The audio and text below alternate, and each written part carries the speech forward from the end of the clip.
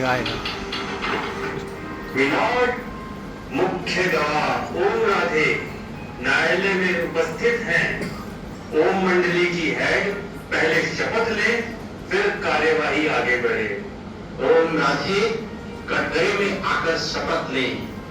इस पवित्र गीता पर हाथ रखकर शपथ लीजिए कि मैं भगवान को हाजिर नाजिर देखकर कहती हूँ कि मैं जो भी कहूंगी सच कहूंगी, सत्य के सिवाय कुछ नहीं कहूंगी। जज साहब, मैं यहाँ पर भगवान को हाजिर नाजिर नहीं देख रही हूँ, फिर मैं ये शपथ कैसे लूं? भगवान तो परम धाम के वासी हैं, मैं तो आपको हाजिर नाजिर देख रही हूँ, इसलिए ये शपथ ले सकती हूँ कि आप आत्मा को जज के रूप में हाजिर नाजिर मानकर सच कहूंगी। Order order. ये कोई उपदेश देने की जगह नहीं है। इस समय आप कोर्ट में खड़ी हो और कोर्ट की कार्यवाही इससे ही शुरू होती है, इसलिए आप कहिए कि भगवान को हाजिर नाजिर मानकर जो कहूंगी सत्य कहूंगी। वकील साहब, आप चाहते हैं कि मैं ये कहूं कि भगवान सब जगह है, कुर्सी में, मेज में, चोर में, डाकू में, वकील में, जज में, कुत्ते में, बिल्ली में? नहीं नहीं, मैं ये नहीं कह सकती। भगवान तो सर्वोच्च और परम पवित्र है, और आज इस कलयुग में तो चारों तरफ पापाचार ही पापाचार है। मिलॉर्ड, ओम राधे तो शपथ लेने से इनकार करती हैं। अब न्यायालय का क्या आदेश है? मैं कोर्ट की इज्जत करती हूँ, लेकिन जो बात सत्य नहीं है उसे बोलकर मैं शपथ कैसे लूंगी? Order order. मिलॉर्ड, ये तो अदालत को सत्संग समझ रही हैं। ये तो सरासर अदालत की तौहीन है।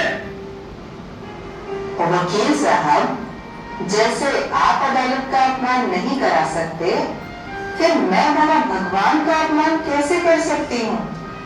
गीता में स्पष्ट लिखा है कि जब जब धर्म की ग्लानि होती है तब तब मैं अवतरित होता हूँ।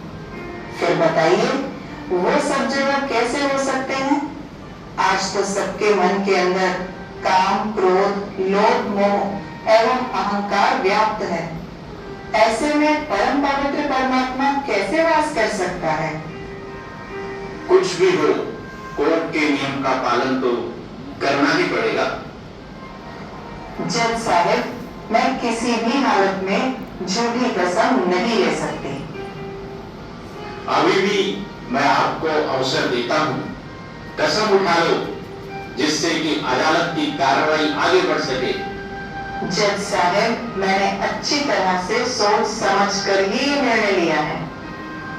इंस्पेक्टर, इनके हाथ में हथकड़ी डाली जाए।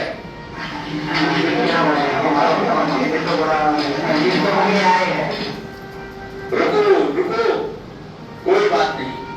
अगर कसम नहीं उठाते तो अच्छा ये बताओ, घर वालों के इतना रोकने के बाद भी आप दादा के पास भागकर क्यों जाते हो?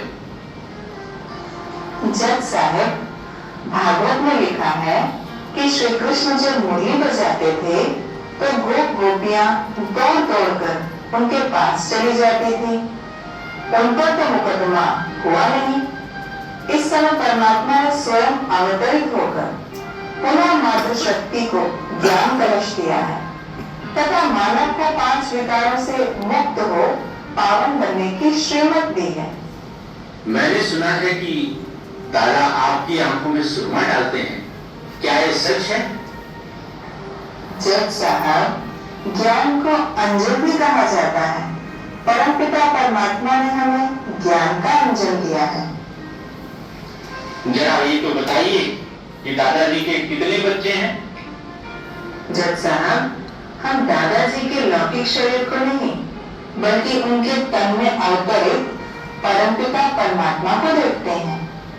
कि सारे संसार की मनुष्य आत्माएं उनके ही बच्चे हैं।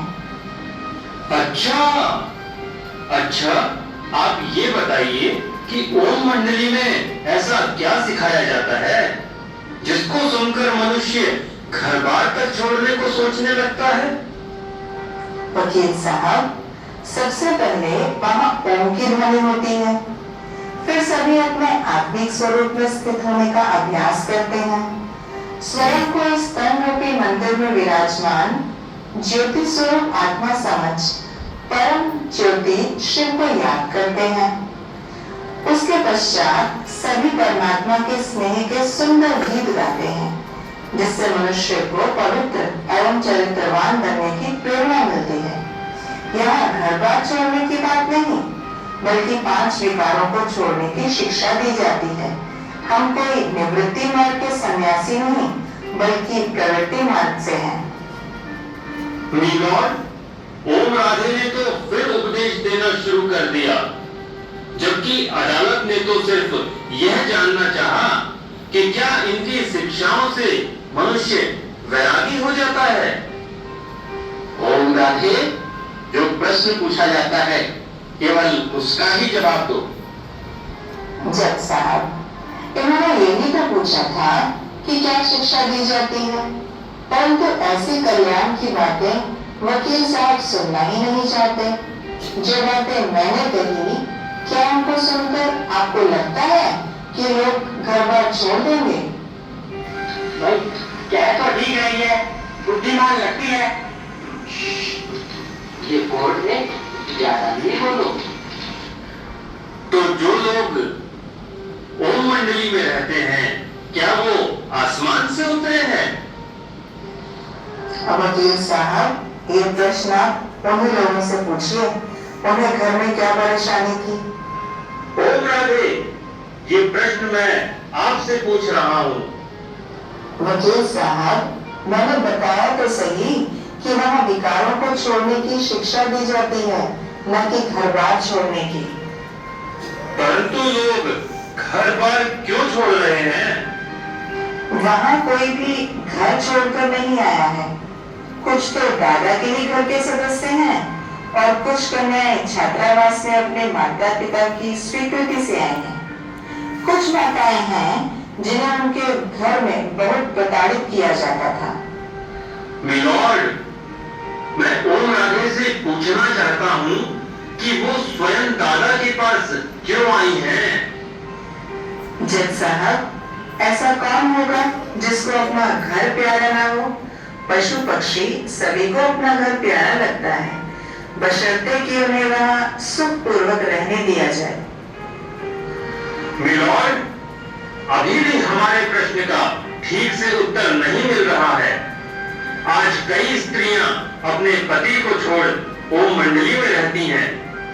ऐसी कई नारियां थीं जो घर से बाहर नहीं निकलती थीं, पति को परमेश्वर मानती थीं। वो घर बार छोड़कर क्यों चली गई? जज साहब, यदि पति परमेश्वर है, तो क्या पत्नी उसकी परमेश्वरी नहीं हुई? कल तक परमेश्वर ने परमेश्वरी को क्यों कैद करके रखा था? परमेश्वर तो संपूर्ण पवित्र है। पति को परमेश्वर कहना तो परमेश्वर का भी अपमान करना है। क्या नारी के कुछ अपने स्वतंत्र विचार नहीं होते? क्या पत्नी पति की दासी मात्र ही है? या पति तो मैं भी हूँ, परंतु इनका तर्क जोरदार है। सच मुझे मजा आ गया। जज साहब, ओम राधे मुद्दे से ध्यान भटका रही हैं। ओम राधे, आपसे जो प्रश्न पूछा जाए उसका ही उत्तर दीजिए। मैंने उत्तर ही तो दिया है जज साहब। क्या नारी एक प्राणी नहीं है? क्या उसके कोई अधिकार नहीं है? उसके भी कोई अधिकार हैं। उसको सदा मार पीट कर डरा धमका कर नहीं रखा जा सकता है। नारी को जबरदस्ती मांस वगैरह खिलाना क्या अपराध नहीं है? इसलिए उन्होंने द्रौपदी की तरह भगवान को पुकारा और भगवान की शरण में आ गई। यदि पति के अत्याचारों से सताई हुई नारी हमारे पास आए तो क्या हम उसके लिए दरवाजा बंद कर लें? क्या उसे शरण देना इंसानी फर्ज नहीं है? मिलॉर्ड, पति के भी तो अपने अधिकार हैं। अगर पत्नी उसका कहना नहीं माने तो पति क्या करेगा? जज साहब, ये कैसा अधिकार है? गीता में भगवान ने कहा है कि काम महाशत्रु है। ये तो पश्चिमी सभ्यता की नकल है। भारतीय सभ्यता में तो ब्रह्मचर्य जीवन को सर्वश्रेष्ठ माना गया है। योर ऑनर, यहाँ हम कानून की बात कर रहे हैं, शास्त्रों की नहीं। जज साहब, क्या आज की दुनिया में अपराध और अधिकार का भी भेद मिट गया है? क्या हम ये भी भूल गए हैं कि हम भगवान की संतान हैं? हम ये पतित काम नहीं कर सकते।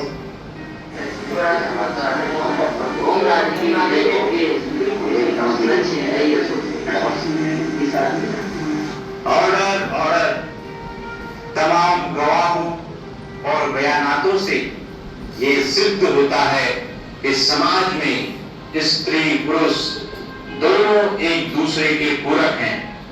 केवल पुरुष ही नहीं बल्कि स्त्री के अधिकारों का भी उतना ही सम्मान होना चाहिए। इसलिए अदालत इस नतीजे पर पहुंची है कि ओम राधे का सम्मान सहित उनके पक्ष में निर्णय दिया जाता है और आज की कार्यवाही यही समाप्त की जाती है।